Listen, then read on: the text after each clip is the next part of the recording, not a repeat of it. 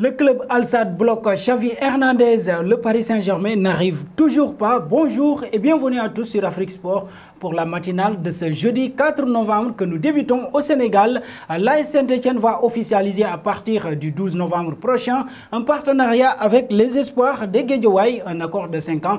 Selon les sources sénégalaises, ce club sénégalais va permettre à l'AS Saint-Etienne d'agrandir leur champ de recrutement et notamment sur le continent africain.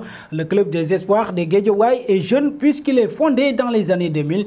Il évolue au niveau régional dans son pays. Il vise la montée dans l'élite sénégalaise et a de grandes ambitions dans son pays, comme l'atteste son président Wade au club depuis 4 ans. Une photo de l'équipe qui évolue dans une couleur familière avec El Hadji Dieye debout à la gauche du gardien avec les chaussures bleues. Passons à Hakim Ziyech. Le Marocain a donné la victoire à Chelsea sur la pelouse de Malmö pour le compte de la 4e journée du groupe H de la Ligue des Champions. La réalisation du Marocain lui permet de rentrer dans l'histoire de la compétition. Hakim Ziyech a porté son compteur but en Ligue des Champions à 8 buts. L'attaquant de Chelsea rejoint Marouane Chamakh comme co-meilleur buteur marocain de l'histoire de la Ligue des Champions.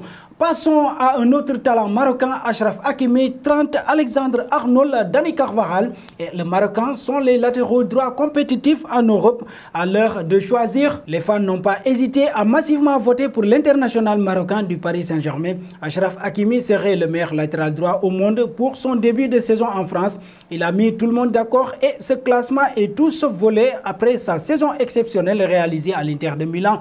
À la 2e place figure le joueur des Reds de Liverpool, Alexandre Arnold. À la 3e place, on retrouve Joao Cancelo, le défenseur portugais de Manchester City. Il est suivi du Madrilène Dani Carvajal et du Citizen Kyle Walker.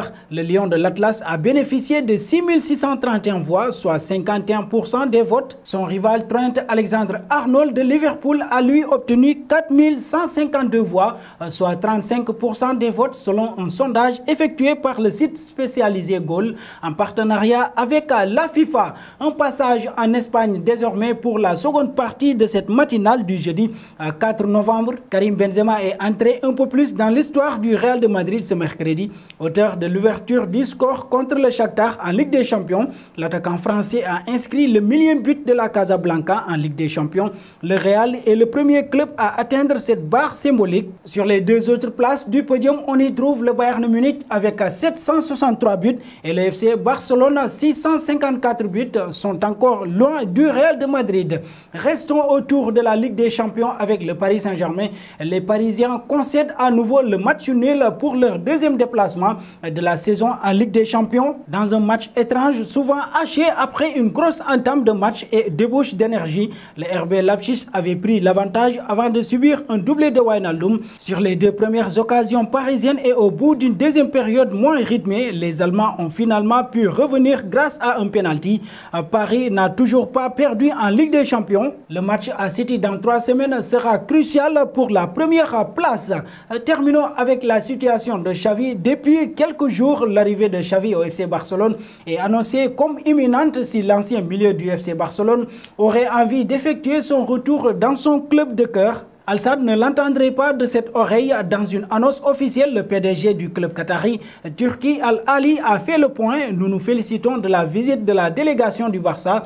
Nous les respectons. La position du club est claire depuis le début. Nous nous engageons à garder Xavi avec nous et nous ne pouvons pas le laisser partir en ce moment sensible de la saison, a-t-il ainsi lancé. Toutefois, Xavi a pour la première fois avoué qu'il souhaitait rejoindre le FC Barcelone. Que le FC Barcelone soit là est spectaculaire et motivant, a-t-il déclaré après le match nul contre l'Ewia.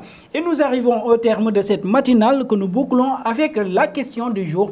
Achraf Hakimi est-il réellement le meilleur latéral droit au monde? Vos réponses seront attendues en commentaire. Merci et très bonne journée à tous.